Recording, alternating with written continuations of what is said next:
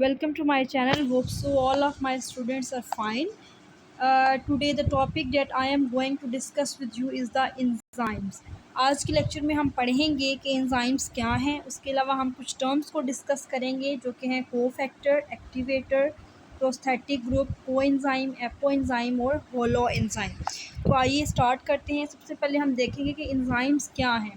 तो एंजाइम्स जो हैं ये बेसिकली ग्लोबुलर प्रोटीन का एक इम्पॉर्टेंट ग्रुप है। ग्लोबुलर प्रोटीन का इम्पॉर्टेंट ग्रुप होने से ये साबित होता है कि एंजाइम्स जो हैं ये किससे मिलकर बने हुए हैं, अमाइनो एसिड से। और वो अमाइनो एसिड जो हैं वो आपस में कॉइल होने के बाद एक ग्लोबुलर शेप इख्तियार कर लेते हैं और इस तरह से एंजाइम्स जो हैं ये क्या हैं, ग्लोबुलर प्रोटीन है।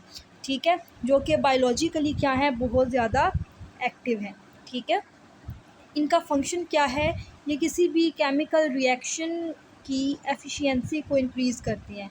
दूसरे लफ्ज़ों में आप ये कह सकते हैं कि एंजाइम जो हैं ये बायोकेमिकल रिएक्शन को स्पीड अप करते हैं, कैटालाइज करते हैं। ठीक है, यानी किसी भी बायोकेमिकल रिएक्शन की कैटालिसिस में एंजाइम का बहुत ही इम्पोर्टेंट रोल है। ठीक है, उसके अलावा हर किस्म के रिएक्शन के लिए जो एंजाइम है वो स्पेसिफ़िक है, यानी एक एंजाइम तमाम रिएक्शंस के लिए जो है यूज़फुल नहीं हो सकता। ठीक है, बल्कि हर इन रिएक्शन के लिए जो एंजाइम्स हैं वो स्पेसिफ़िक हैं।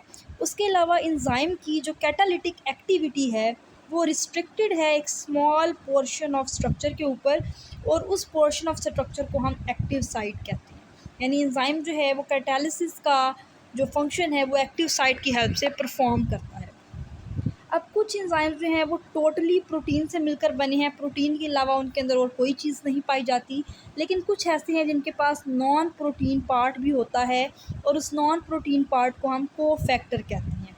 और कोफैक्टर जो है वो एंजाइम की प्रॉपर फंक्शनिंग के लिए बहुत ज़्यादा असेंशियल है, यानी नेसेसरी है। ठीक है, अब जो कोफैक्टर है वो डिटैचेबल भी हो सकता है, और वो डिटैचेबल कोफैक्टर जो कि इनऑर्गेनिक आयन की फॉर्म में हो उसको हम क्या कहते हैं, उसको हम एक्टिवेटर कहते हैं। मैग्नीशियम, आयरन, कॉपर और जिंक जो हैं ये क्या हैं, एक्टिवेटर्स हैं। उसके बाद अगर जो नॉन प्रोटीन पार्ट है यानी जो कोफैक्टर है, अगर वो प्रोटीन पार्ट के साथ कोवलेंटली बॉन्डेड हो तो उसको हम प्रोस्थेटिक ग्रुप कहेंगे। और अगर नॉन प्रोटीन पार्ट जो है वो लूजली अटैच्ड है प्रोटीन पार्ट के साथ, तो तब हम उसको कोएंजाइम कहेंगे। ठीक है, उसके बाद कोएंजाइम्स जो हैं ये विटामिन से बहुत ज़्यादा रिलेट करते हैं। विटामिन्स जो हैं इनके अंदर वो इसेंशियल रॉ मटेरियल्स पाए जाते हैं जिनसे कोएंजाइम बने होते हैं।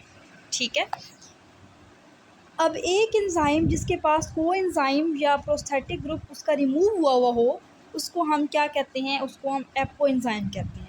और अगर हम एपोएंजाइम के अंदर करेक्ट प्रोपोर्शन या कंसंट्रेशन ऑफ कोएंजाइम को ऐड कर दें तो एंजाइम की जो एक्टिविटी है वो क्या हो जाएगी, रीस्टोर हो जाएगी। यानी कि एपोएंजाइम जो है वो इनएक्टिव एंजाइम है। ठीक है, इनएक्टिव फॉर्म ऑफ एंजाइम है। अगर हम उसके अंदर कोएंजाइम की करेक्ट कंसंट्रेशन ऐड करें तो वो एपोएंजाइम जो है वो अपनी एक्टिविटी को रीस्टोर कर लेगा। और एक एक्टिवेटेड एंजाइम जिसके अंदर पॉलीपेप्टाइड चेन भी हो और कोफैक्टर भी मौजूद हो तो उसको हम होलो एंजाइम कहते हैं। अब इस डायग्राम में देखिए ये एपोएंजाइम है, इसका कोफैक्टर इसके साथ से रिमूव हुआ है। अब अगर हम इस एपोएंजाइम के अंदर कोफैक्टर एंटर कर देंगे, ऐड कर देंगे, तो उस कोफैक्टर के ऐड होने से ये एक्टिव फॉर्म में कन्वर्ट हो जाएगा, यानी इसकी जो कैटालिटिक एक्टिविटी है वो रीस्टोर हो जाएगी। और फिर हम उसको क्या नेम दे देंगे, होलो एंजाइम दे देंगे। यानी एपोएंजाइम के साथ अगर कोफैक्टर अटैच होगा तो उसको हम होलो एंजाइम कहेंगे, और अगर एपोएंजाइम जो है उसके साथ कोफैक्टर रिमूव होगा तो वो इनएक्टिव होगा। ठीक है, और एपोएंजाइम हम कहते ही उस इनएक्टिव फॉर्म ऑफ एंजाइम को है जिसके साथ कोफैक्टर या कोएंजाइम या प्रोस्थेटिक ग्रुप जो है वो रिमूव्ड हो।